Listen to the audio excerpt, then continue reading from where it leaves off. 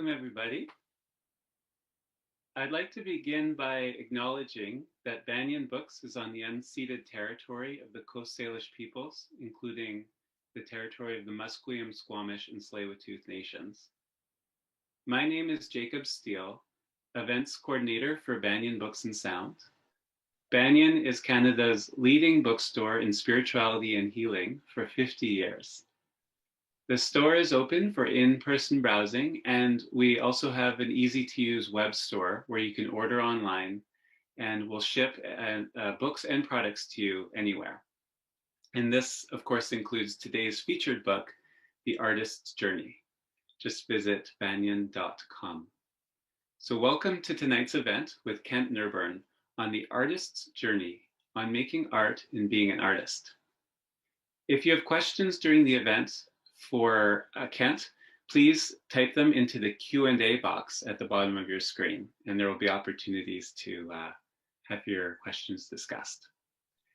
Kent Nerburn is a sculptor and an award-winning author of 16 books, including the modern classic Neither Wolf Nor Dog.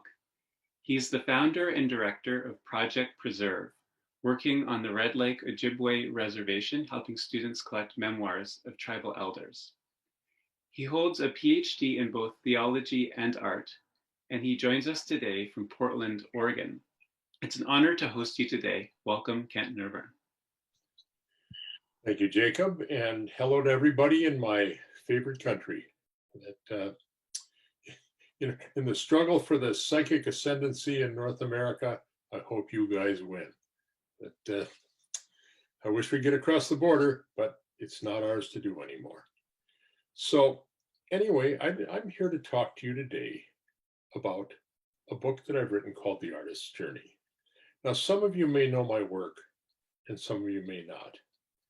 I've mostly worked with Indigenous people, the Native Americans, as we call them here in America, in the United States. And I'm mostly known for a trilogy of 3 books that I did with them. Neither Wolf Nor Dog, The Wolf at Twilight, and The Girl Who Sang with the Buffalo. And I've spent 30 years working in the Native world, and that's sort of been where I've spent my physical and spiritual time. So in some ways, this book on the artist's journey would seem like a departure. Why would I write a book like this? Well, actually, it's not a departure. That the book came about as a result, not directly, but indirectly, of some time I spent in a sweat lodge.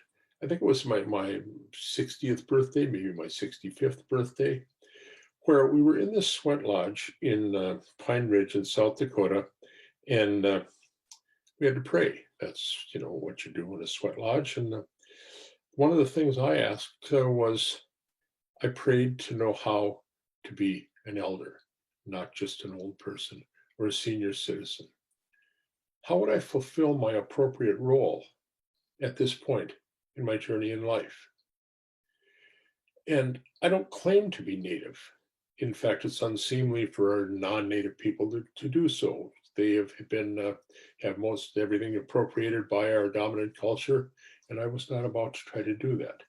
But I do think I've learned a great deal from them, and have tried to take in their learning and teaching as a way to understand the world. And one of the things that they say, and that is core to all the Native peoples, is to not think of life as a straight line between birth and death. That's the sort of the way that we develop ourselves as Westerners, is there is this time of becoming and this time of productivity, and then the time of sort of retreat and disappearance. And it's a very linear experience, but for the Native people, it's all in a circle. There are seasons of life. There's it's like the 4 seasons. There's the childhood, there's the sort of the becoming age, there's the adulthood, and then there's the winter season, the end season.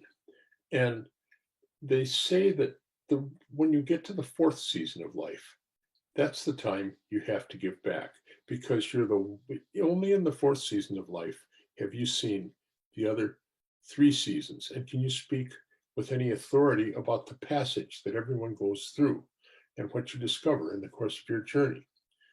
So I saw that as my obligation. What is my obligation to give back? What can I give back? What do I know? What have I done that allows me to speak with some sort of moral and spiritual authority and authenticity in the course of my life? Well, I did one book that was called Voices in the Stones, where I talked about what I learned from being with the Native people. But that really isn't the core of what I've learned. What I've learned in the course of 30, in the course of 70 some years now, is something about the arts. I've been a sculptor. I was a sculptor for 20 years, had work in the work in the Peace Museum in Hiroshima, have work in various places around the US. Um, I've been a writer for 30 years. I have been friends with people in the arts, with actors, with musicians, painters, photographers. Uh, if you happen to see The Artist's Journey, which he recommended, Margaret Atwood wrote about it. Rick Rubin, the producer, became a friend of mine, and I traveled down to visit with him in Malibu. That Darren Aronofsky wrote an endorsement for it, and Neither Wolf Nor Dog, Robert Plant, my friend Robert Plant, wrote an introduction to it. These are the people I know. And because I know them, I know the artistic world. And so I said, that's what I can do. I can give back to the world when I speak about the arts. So how to do that? What was the impetus? The impetus really comes from the letters I get from people. And one day I got a letter from a young woman named Jennifer. And she was, I don't know, she was in her teens, somewhere maybe late teens. And it was a very heartfelt letter. She had wanted to know how it is that she could live a life in the arts. She says, do I dare live in the life in the arts? Does it work? Can a person actually have a viable and meaningful life? I'm afraid. What should I do? And I listened to that. And when I read that letter, I recognized something. I recognized something in my own experience. Because when I was in graduate school at Stanford in a program in religious studies and humanities, in a very high-powered and abstract program, I was absolutely miserable. I was looking to deal with belief as a lived experience by people, and we were studying the concept of belief. Everything felt distant. And so I said, I've got to get out of this. And I wrote to Norman Mailer, the writer, and said, Norman, can I come and work with you and study with you? And I'm not exactly sure what it was that Norman Mailer had that so fascinated me. I think what it was is that he had a muscularity in his prose, and he knew how he was intelligent without being intellectual.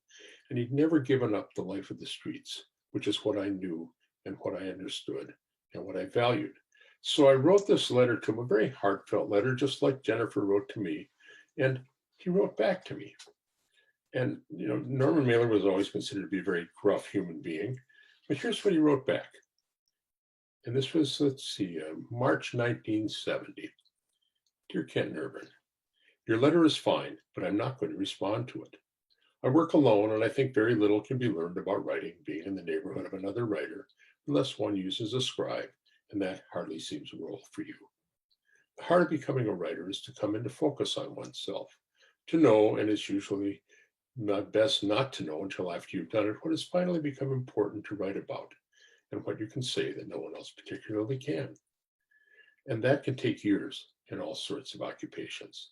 But there's no quick road to a focus like working. It's part of the hurdle. In fact, it keeps most talented people from becoming real writers. Anyway, you wrote your letter so long ago that you're doubtless in a different mood. Hope this finds you well. If you're in doubt, work. Write more than you have been writing. Sincerely, Norman Mailer. There's Norman's letter.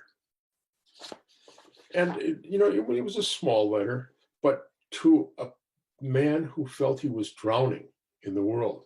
It was a lifeline. It was something to hold on to. And that was a gift, the likes of which no one else had ever given me, that I needed at that point. So when I got this letter from Jennifer, I said, I owe her, just like I owe everyone who's written to me from the time I started writing. I owe them to pay back Norman Mailer for what he did. He gave me a gift, and I believe it's important to pass the gifts on that we get.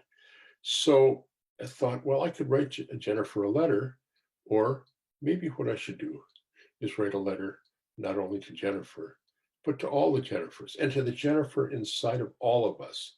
A letter to all the writers, all the authors, all the poets, the sculptors, the artists who want to know something about what the life of the artist is. And whether they can make it, whether it works. So I decided to write a book about the life of the artist, and not about me particularly. This is in no way a biography, but it's a look into the heart of the creative process, and with all its hidden joys and all its unseen challenges, and how it affects your life if you choose to live a life in the arts. And so what I would do is I would choose to speak from the voice of the artistic elder, and thus fulfill my obligation to give back. So the book I wrote, and I mentioned it as a book because as a writer, writing is my spiritual exercise. I don't write a book to express a different spirituality, spiritual experience, or to explicate it. Writing and the arts have been my spiritual journey. And I write, so what is in the book is really what I want said.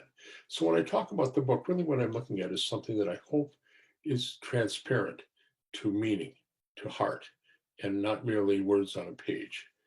So it isn't a book, a how-to book. If you want a how-to book or a book of inspiration, I'd say go to The Artist's Way. That's a much better choice. It's not a book of instruction. It's not even a book of inspiration or consolation, although it is a book of all of those.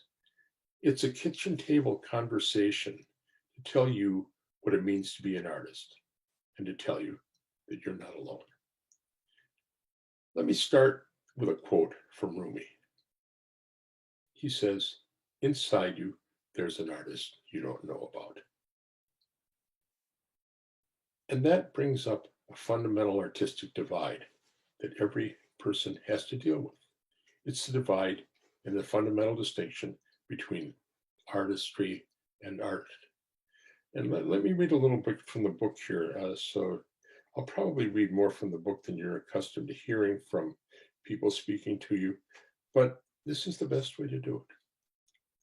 There is art and there is artistry, and they are not the same. Artistry is raising an act to a level of proficiency and clarity that allows it to shine with a brilliance that others performing the same act seldom achieve.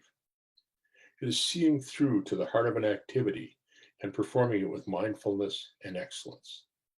The artistry of the surgeon, the artistry of the homemaker, the artistry of the mechanic and the machinist are all expressions of this urge toward excellence.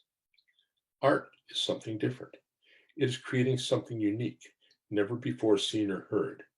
A child, freshly born, adding a new voice to the chorus of creation. It is fragile and moves on unsteady legs, uncertain of its place, or even if it has a place at all.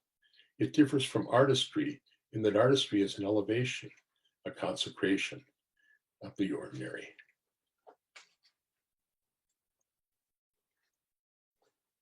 And just a bit more on that.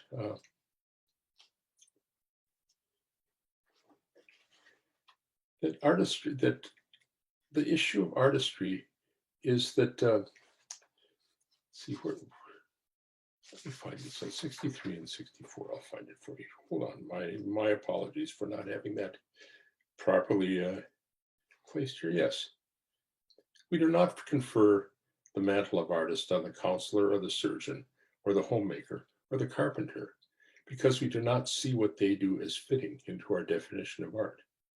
We grant them competence, and excellence. Worthy attributions to be sure, but we do not accord their accomplishments the same status we give to a novelist or a dancer or a musician.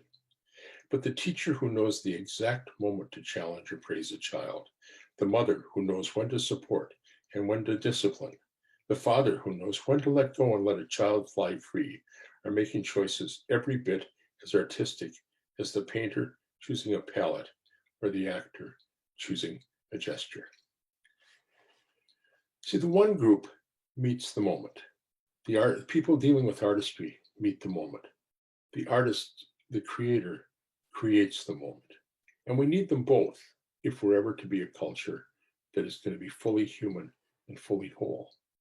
What I'd like to do in the rest of this talk tonight is to focus on art as the creation of something new, not simply as artistry.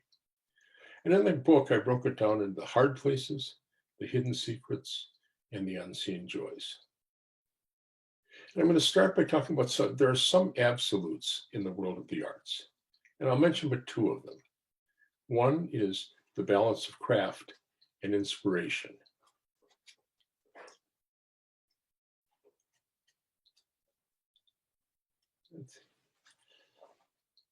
Here's a quote from Émile Zola. There are two men inside the artist, the poet and the craftsman. One is born a poet, one becomes a craftsman. And here's a quote from Pierre-Auguste Renoir.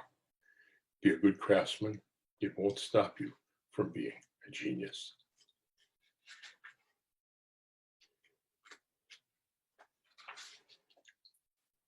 If someone tells you but there is but one way to create or one way to find your artistic voice, be wary. They may have a technique or method that works for them, and you should always listen to what they have to say. After all, the essence of being an artist is to be open to the full richness of the world around us. But if they say this is the way it must be done, listen with caution. Take their words as a reflection of their confidence in their own method of creation, but don't allow them to distort your own vision or control your own search for the wellspring of your art. This is not to say that you should ignore the techniques and methods of others. Much good can be gained by putting yourself in the hands of a teacher who has a definite and specific way of creating. After all, any teacher who has lived a long life in the arts has hard-won knowledge, and the lessons he or she has to teach will imprint your work for better, even if you choose to take different direction in your own artistic journey. As young artists, we are too quick to want to run to the well of pure creative expression. We do not want to subject ourselves to training that seems to run contrary to the creative fire that burns inside us. The training we are getting, though, when we follow a certain course of study, is playing a crucial role in helping us to develop our own artistic voice.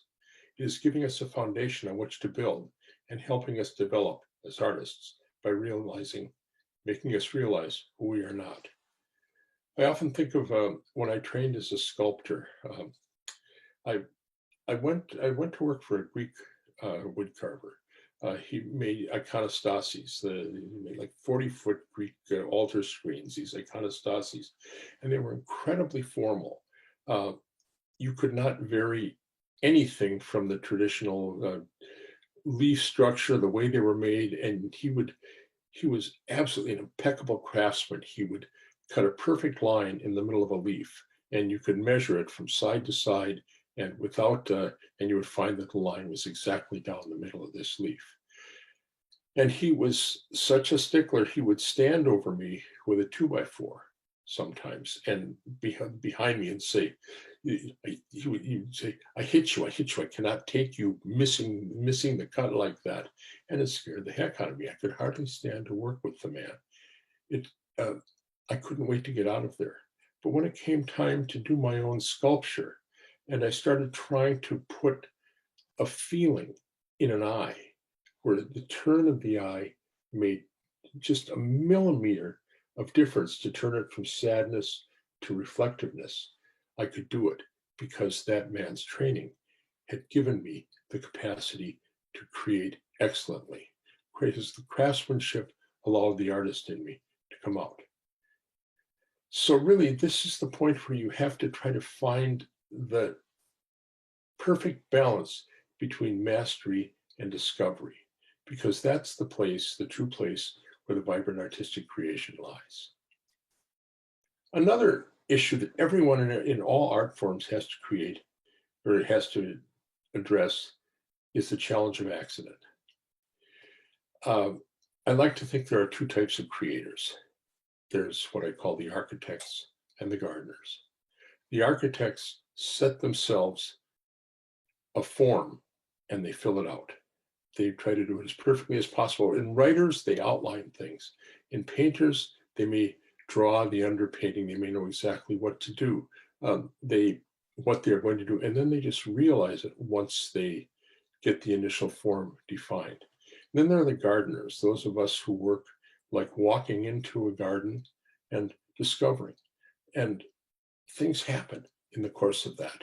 I had a friend who went to work, he went to Hollywood, was a young Indian man, and he went to Hollywood and he got a role in The Magnificent Seven, playing along with Morgan Freeman. And Morgan Freeman got on him one day and said, "You can't plan for magic. Let it happen. Let the accidents happen." And so he did. And he said that was the best lesson he got from this. And I've seen this in my own work. I saw it when I was working in bronze. I would try to create a figure, and the figure, I remember one figure I made that was, it was an extension like this of a human form, and it was almost perfect. And the wax fell over and broke. And in the breaking, what was left was an attenuated figure that was broken and amputated. But what had happened is it had broken, those were natural breaks. It was a natural form that had been achieved.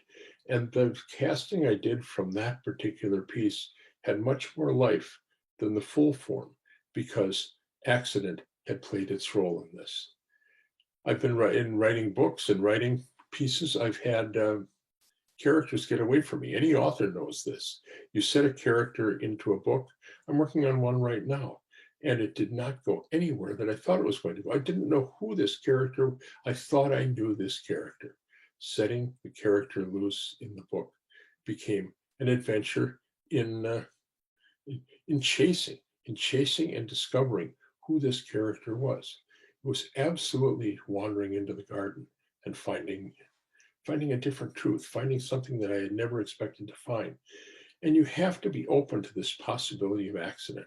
Every artist knows it, an accident and discovery. You don't know what it is that makes you decide to develop a character in a certain way. You don't know what it is that makes you decide to use a certain gesture, to make a certain cut, to put a certain stroke onto the canvas.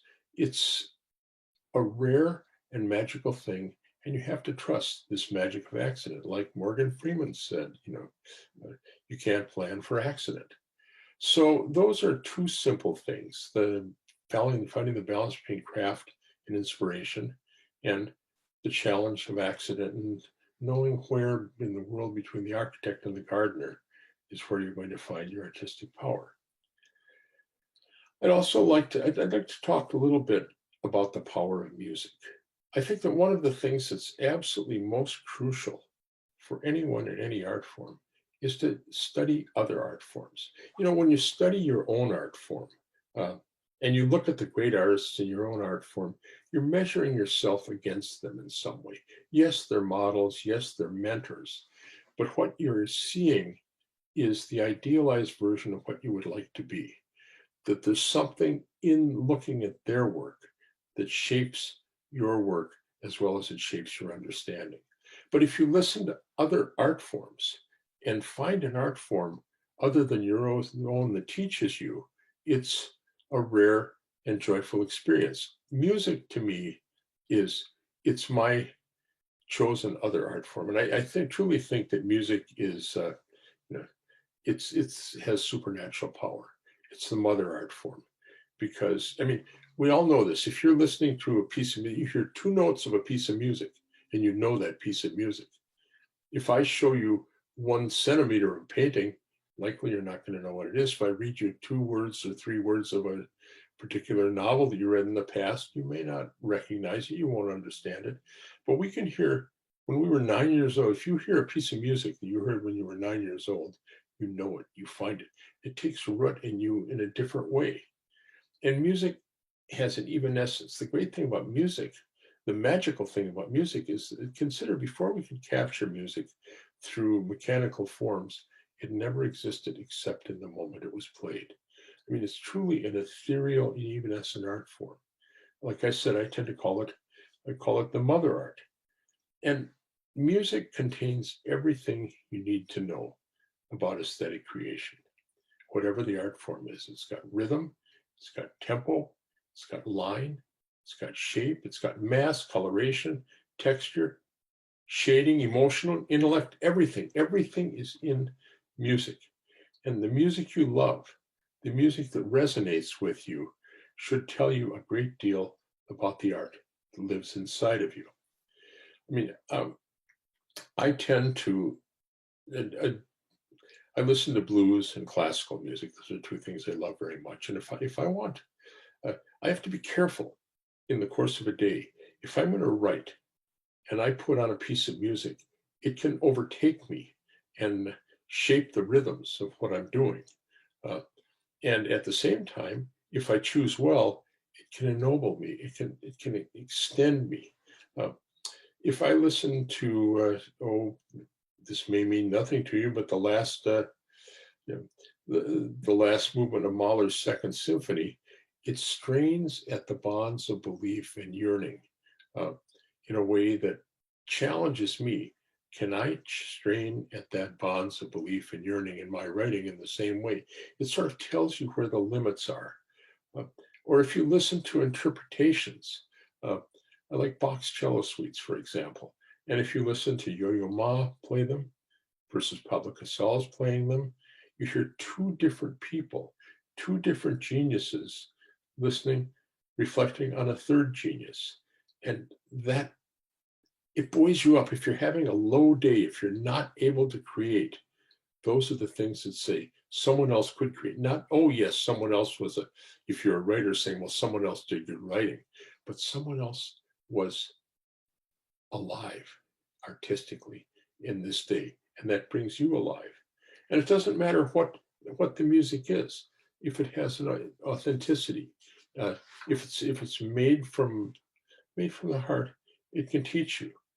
So you need to stretch yourself musically and learn its lessons. I like to think if I could write a sentence that the way Miles Davis plays a line of music, I could die happy.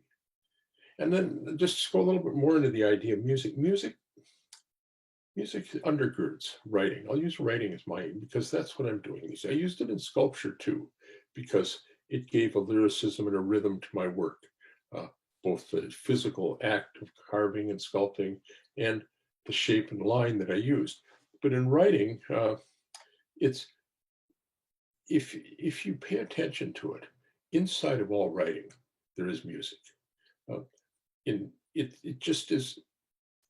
It's not immediately apparent. Different artists have different rhythms, but you can find the rhythm in their reading, in their writing, if you read it carefully. And here's a simple example that I sometimes talk to people about, and that is hickory dickory dock. The mouse ran up the clock. The clock struck one.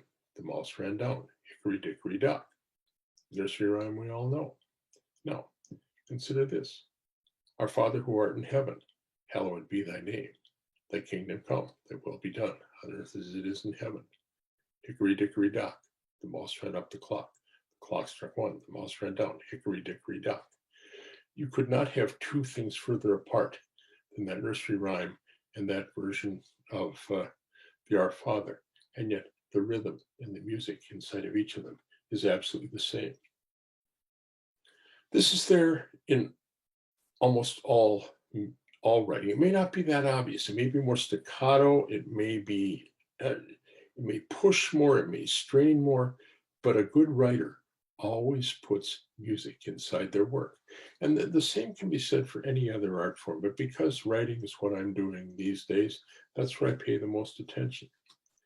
Well, what I'd like to do then is talk to you about two dark realities in the creative experience: rejection and money. Now, these are things we all know about, and they're not deep issues, but they're loud issues. And I'm going to read you the piece on rejection here because I think it's pretty good, and I think it's worth your time and worth hearing because all of us know this experience of rejection. Let's see.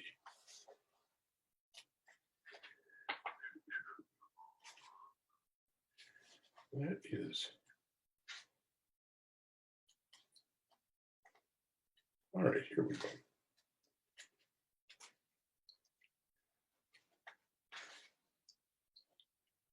You will not have to journey far along the path of the artistic life before you receive a note or a phone call about a manuscript you submitted, an audition you made, or a competition you entered. It will begin something like this: "Thank you for sharing your work with us.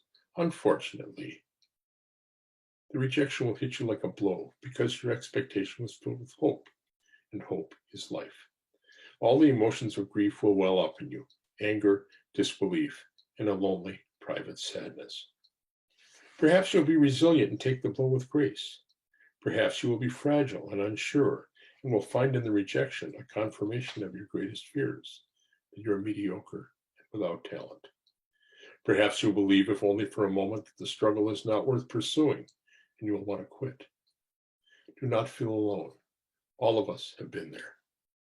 One of the hard truths in a life in the arts is that each of us, in some secret corner of our heart, harbors the silent belief that we contain greatness within us. At the same time, we live with the private fear that when all is stripped away, we are mediocrities with little to say and no ability to say it. When we experience rejection, our fears of mediocrity and charlatanism come rushing to the fore, leaving us ashamed and humiliated. We are overwhelmed with the self-doubt that has been lurking around the corners of our creative efforts, and we feel naked, unworthy, and unmasked. Though these feelings lessen with age and experience, they never go away completely. But if we take a step back and allow the rejection to forge and temper us rather than destroy us, it can be a learning experience. Remember that any creative act involves great emotional risk. As an artist, you have taken something from deep within yourself and placed it out for the world to see. You have exercised an act of courage, putting forth a part of your heart, something invested with your fondest hopes, and given it the best of which you are capable. You have laid it out, innocent and vulnerable, hoping that it will be loved in the same measure as the love with which it was created. It is new, fresh, and filled with bright hope, unprepared for the bright sunlight of harsh scrutiny. When it is rejected, and this rejection can come as a rebuke by someone of professional significance, or the merest glance or lack of enthusiasm by someone you love and trust, there is a feeling of desolation that can cut to the very core of your being. How deep it runs and how fully it overwhelms you depends on your own emotional makeup, confidence, and the strength of your own vision. I cannot tell you how to respond to rejection. I can only tell you that it will come and that you must be prepared to deal with it, and that you must not let it defeat you. What you must do is find a way to allow yourself to grieve appropriately and in sufficient measure to be able to move forward without carrying unhealed wounds that skew your vision and cloud your judgment. Make no mistake, rejection is a wound, and a wound unhealed, like an anger unresolved, festers below the surface, causing us to lose the emotional balance necessary to move forward with grace and confidence. We begin to harbor grudges, to see conspiracies against us, to feel persecuted and misunderstood. We turn against the very world that our creative spirit asks us to embrace. Such attitudes are poison to our art. How can we feel the freedom to create if we fear the judgment of those around us? How can we keep ourselves open to the richness of human experience if we harbor a grudge against any who might choose to reject us? Remember, your feeling of rejection is greater than the investment of those who have rejected you. Allowing their rejection to claim you gives them and their point of view power over you, and you should never give anyone power over your creative vision. You cannot know what their rejection is because you cannot know whether their rejection is because they understand your work better than you do or because they don't understand it at all. The world is full of people who want to see others fail, people who are blind to their own motives and who act from petty jealousy or unexamined insecurity. The opinions of these people matter, as the opinions of all people matter, because they are the responses of people you are hoping to reach with your work. But they are not necessarily the sharp edge of truth, and you must not take them as truth, any more than you should take the words of those who praise you as truth. Let the praise of others buoy you, but not let the attacks of others destroy you. Most of all, seek the voices of those who can teach you. Their words will shine light into your heart and move your creative vision forward. Keep in mind that rejection is not the same as failure. Rejection merely means that someone, rightly or wrongly, did not find value in your work. It could happen because you did not meet their emotional or intellectual needs. It could come because they did not see clearly what you were attempting. It could come because they were having a bad day and you were not emotionally present to your work. It can have any of 100 sources. Failure only comes when you allow rejection to defeat you, and this is something you should never allow to happen. Remember that in choosing to create, you have acted with a rare courage. You have let down the mask. You have called forth your best self. You have taken a chance and revealed your heart to the world. This, no matter how strongly and unformed the creation it brings forth, is a praiseworthy act. For all creation is an act of love, and in the merest making of your art, you have, in your own small way, made the world a little richer, a little warmer, and a little more filled with love. And for that you need feel no shame and make no apology, no matter what others might say about your work. And all of us experience that rejection, and it never stops hurting. It hurts less when you experience more accomplishment, but it never stops hurting because you're giving something of yourself out there, and you've laid yourself out with a vulnerability that people who don't create never really understand. So accept it, know it, take it for what it is, grieve it, but do not let it shape you. Use it to move forward. Use it to make yourself stronger. The second issue that everyone in the arts has to deal with is money. And here's the simple truth. Bills are consistent, income is not. If you're working in the arts, you're living in a project-based world. You go from job to job. Essentially, you're fired after every job. If you're lucky, you get rehired for another one right away. But in fact, you're going from project to project, and your bills are rolling in with a consistency like waves on the shore. How do you deal with this? There are two choices that people make. One is to say, I'm going to do something closely related to my art, and therefore I'm going to stay present to it and near to the art form that I love dearly.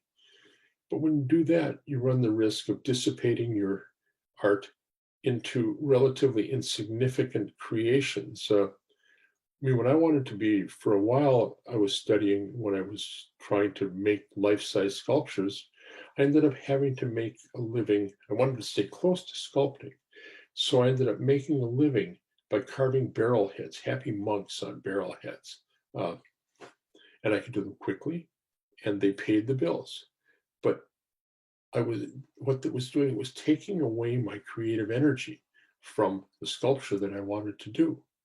So I needed to get away from working closely allied to my art. In order to save my energy for the art, I said I will make my living elsewhere, and then I will save the creative energy for the arts. So I went and took a job driving a cab, and so I drove a cab for several years. And in driving a cab, the immediacy of the experience took me over so much that pretty soon I had the rhythms of the street in me, the people that I had the memories of the people I dealt with in me. I had the conversational patterns of a cab driver in me. It was overwhelming and intoxicating and debilitating. And what I did is I lost the artist in me. Because I had no energy to go back to the sculpture when the time came. Instead, I was a cab driver. I was not a sculptor. Now, you don't have a choice. There are people who manage to balance these two elements. I mean, William Carlos Williams was a doctor. I think um, any number of artists have managed to live on the outside of their arts and stay inside. Kurt Vonnegut, I think, was a car dealer. Uh, so you can do it, but you're going to have to make that choice somewhere along the way of whether you stay close to your art in order to keep it alive in your hands, in your heart, in your spirit, in your mind, or whether you want to go far away from it and make your money elsewhere. Because the fact is that bills are consistent, income isn't. So all of you, all of us have to deal with this, and you will your whole life. So be prepared for that. Let me go to one deeper, less understood issue that all artists have to confront. And it's really a very fascinating one. It's the issue of time. Time is a variable in the art world, very much unlike, it's not clock time, it's something else again. Again, let me read something about time here. I wrote a little bit about time, and I found it terribly significant. I find time terribly significant. And the two quotes that I used to start the chapter are, "Art is never finished, but only abandoned." That's Leonardo da Vinci. And patience is also a form of action. That's Auguste Rodin. Knowing when to stop, when to continue, how to bring your work to completion without losing your creative energy. These are challenges all artists face, and how you deal with them will determine much about the quality of your work and the way you feel about what you have accomplished. We have all heard the famous canard spoken by Leonardo da Vinci and echoed by so many others, that a work of art is never finished, but only abandoned. In our minds, we know this is true, but is hard to accept in our hearts. When we have labored long on a project and have watched it move ever closer to what we want to be, we don't want to give up on it until we craft it to perfection. Just a little more, we say, just a little adjustment, and I'll have it. Soon enough, it overtakes us. We go from joyful preoccupation to creative obsession. We can't sleep, we can't get away from it in our mind. The world has fallen away and nothing else matters. Our artistic child is crying out to be born. Every artist knows this feeling, whether it's the actor trying to shape a character, the composer trying to get the orchestration just right, the writer trying to expand a description, or the painter trying to decide whether to add another color to the canvas. We're seeking that moment when our work turns toward us and says, "I am complete, I am done, I am all I ever can be." In truth, this seldom happens. More often, we reach a point where we become blind to our work. We find ourselves analyzing rather than creating, hoping that by parsing our decisions one more time or a little more closely, we will come to some certainty and clarity, when in fact, with each parsing, we're becoming less clear and less certain. We know too much and trust too little. Eventually, we reach a point where we simply have to say, "Enough, I choose to let go." This is a difficult moment because letting go is an act of faith, not an act of knowledge. It is a moment when courage meets instinct and we have to choose against what feels like our better judgment to step back and set the work free. Knowing how to choose this moment is an art in itself, because no matter how good we get technically or how confident we become in our creative process, indecision is always present. You will never know if your work is less than it could have been if you would quit a day sooner or gone on a day longer. And there's another side to this, so the absolute opposite side. That's the challenge of when the work is finished and you're not. And that is what we're talking about in the piece I just read. You can't quit. You don't know when you're done. You can overwork it, you can kill it, or maybe you should go a little bit further. The piece may be done, but you're not finished. But then there's the other side, when you're finished, but the work is not. You know this, and I'm facing this right now in this piece, this book that I'm writing. And you can tell when this moment comes because you start thinking about the next project, or you find yourself not being present, that you have to fight to get to that moment of passionate involvement. And what's happened is you have come to the end of your creative energies for that particular project, but the project hasn't reached its completion. And you have to find a way to make this work, because a work of art has a gestation period. And that gestation period is a natural rhythm, and it will come to its conclusion when it is done. If you get done emotionally before that work is done, what do? Well, usually the best thing you can do is leave it alone, because it will find its form eventually, and you'll come back to it. It's very hard to leave a work alone for a week, a month, a year. But sometimes you have to leave a work alone so you can re-energize in relation to it. But you have to get to that point where you are alive to the work and bringing it to its logical conclusion. And these are just a few of the things that you go through in your life as an artist. I try to cover a lot of them in the book. I'll just mention a few because I think they're worthy of drawing attention to what actually I think is important here.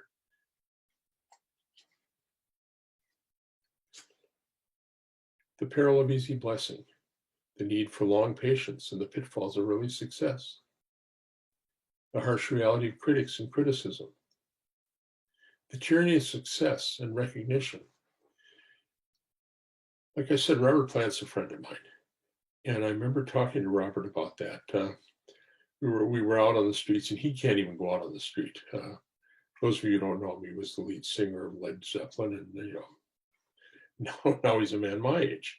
But he says, you can't imagine what it's like to have had your identity frozen at the age of 24.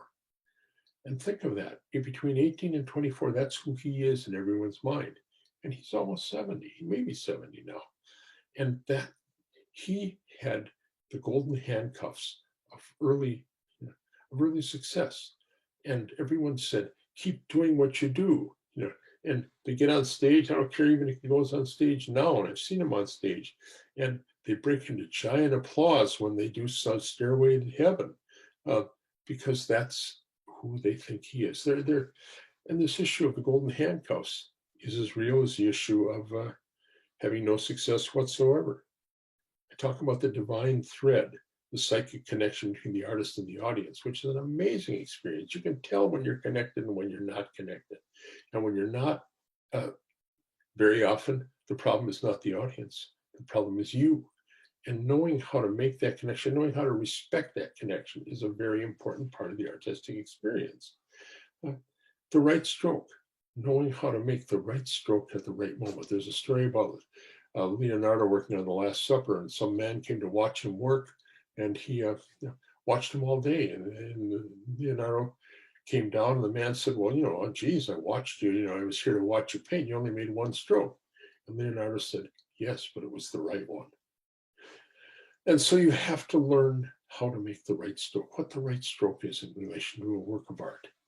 Well, I could go through all of these, but I think what I should do is end by just reading something that I think kind of speaks to the artistic challenge in life, what I wanted to write to Jennifer at the end.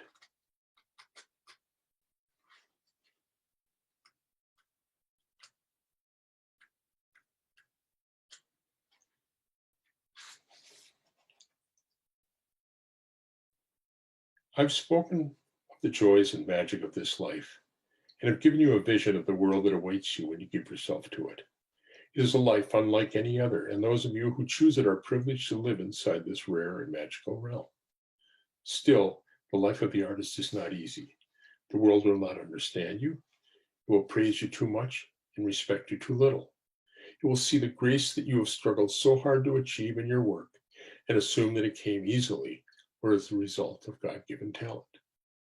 It will assume that you are indifferent to the worldly concerns of finances and economic survival, and think that the satisfaction of living a creative life is compensation enough.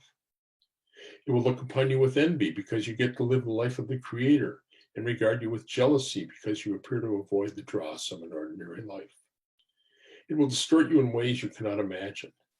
Though these difficulties will weigh on you, they are a small price to pay for the gifts you've been given. You've learned to see the world with mindfulness, because in the life of an artist, no moment is insignificant. You've been kept from cynicism because you know that work based on cynicism is heartless and callow. You've known the gift of conversing with people from different times and different lands, because art is a language of the heart, and the heart is universal. Most of all, you've been given the gift of endless youth because your life is based on curiosity, and the curious never get old. These are no small gifts, and you should embrace them with pride. For even if your work seems small and your accomplishments insignificant, you are part of the tribe of endless dreamers, the bearers of the cultural imagination, the shapers of the vision of what life could be. Who else can go to the furthest reaches of the imagination and bring back new meaning and put it into physical form? Who else can bring a mindfulness to life that is celebratory and not cynical?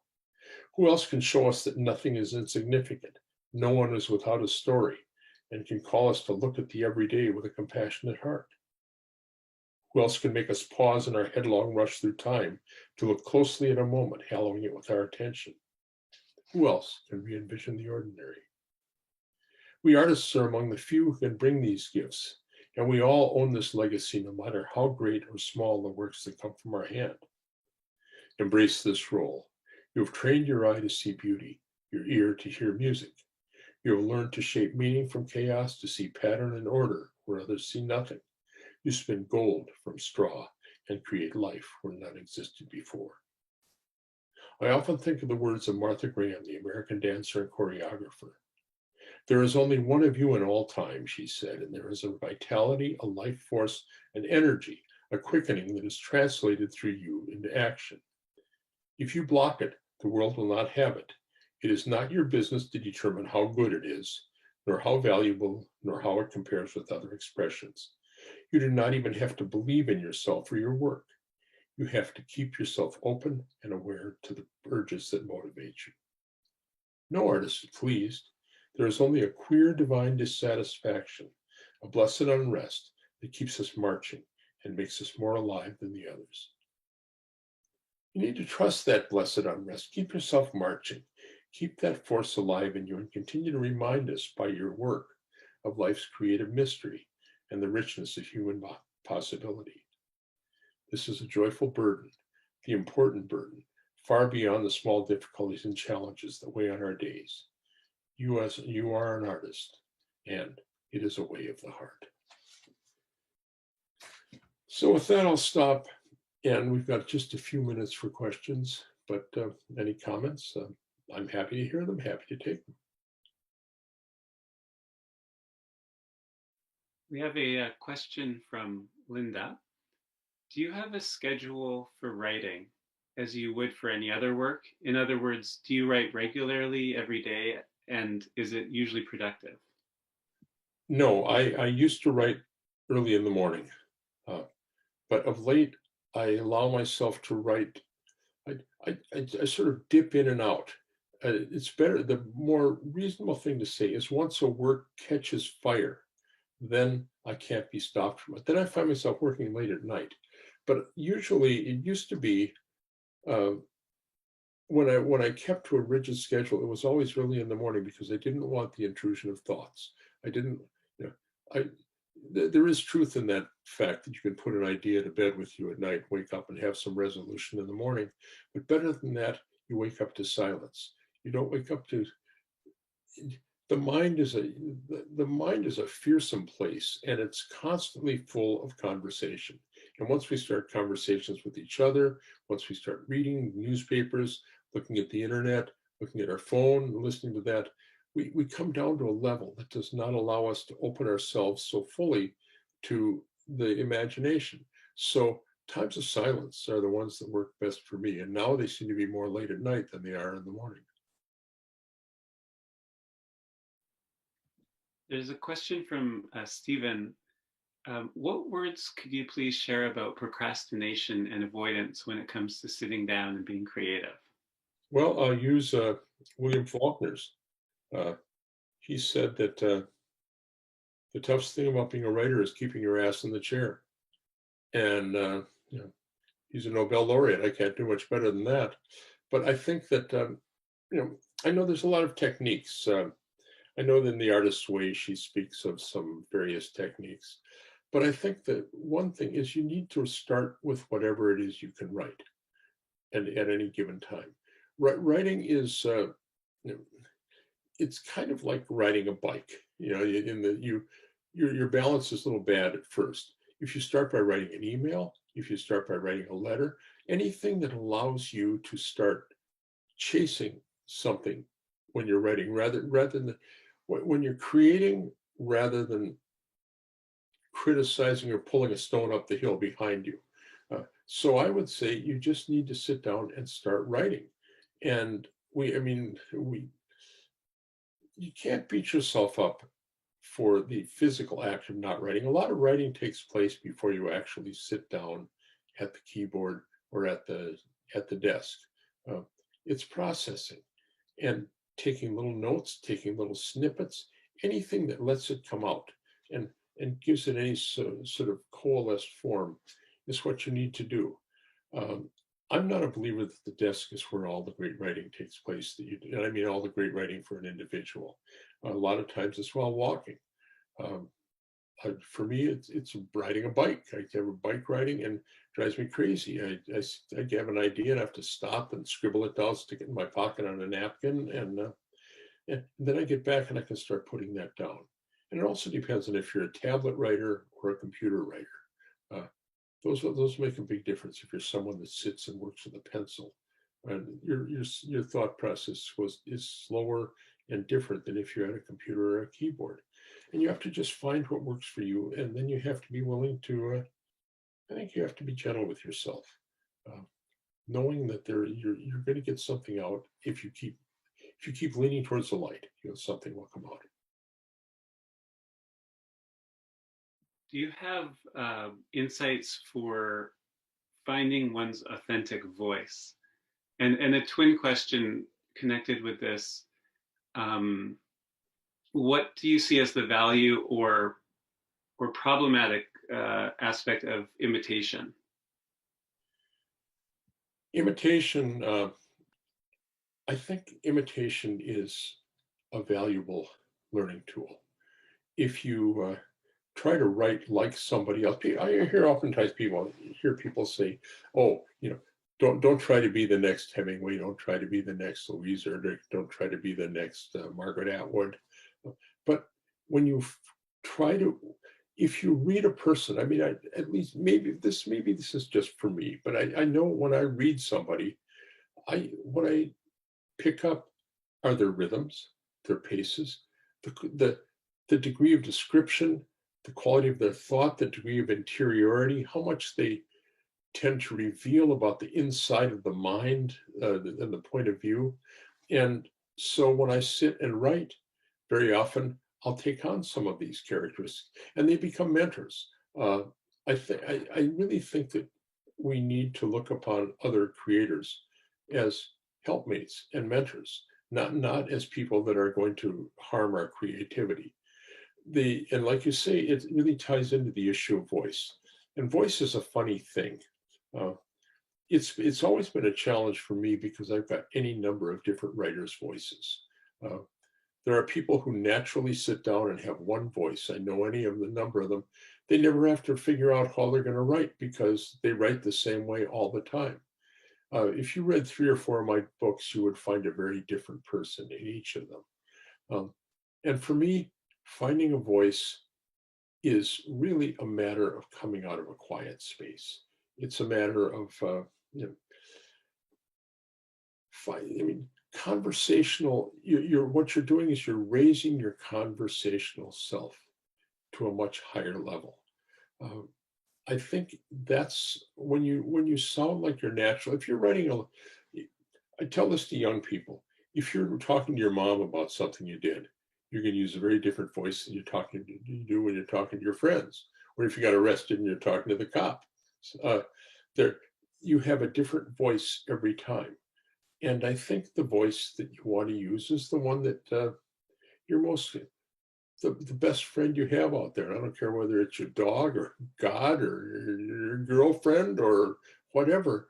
That's a natural voice. Find that and follow that voice because you're not thinking about it, you're simply using it.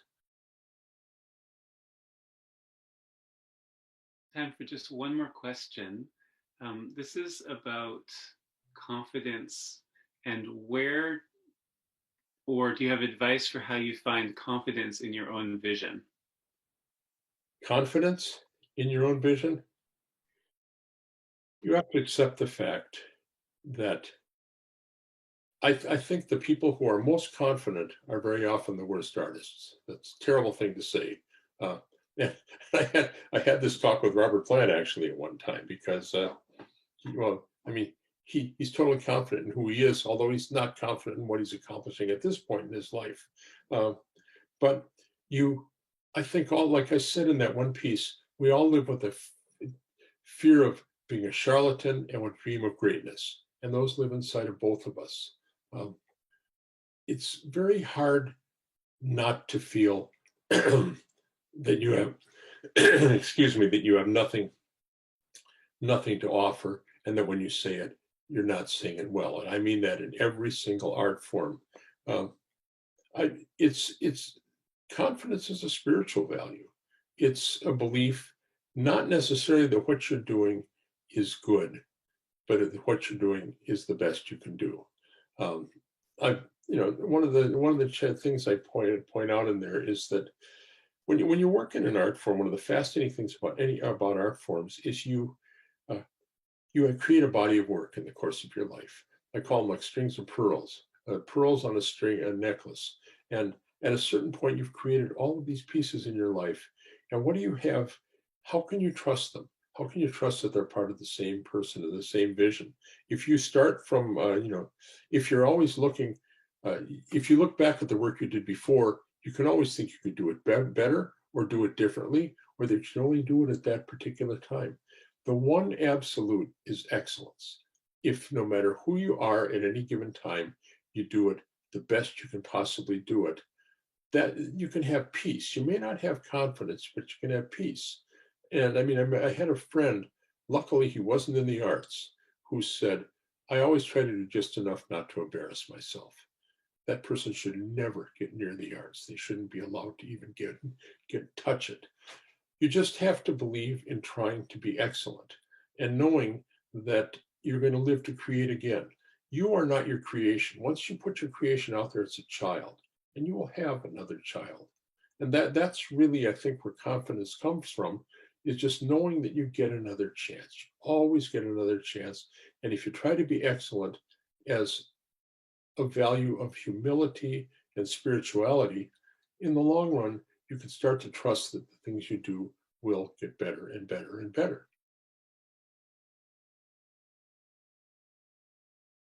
Well, there's been so many comments of gratitude and thanks, and I want to echo that as well on behalf of Banyan Books for sharing your wisdom and knowledge with us. Mhm.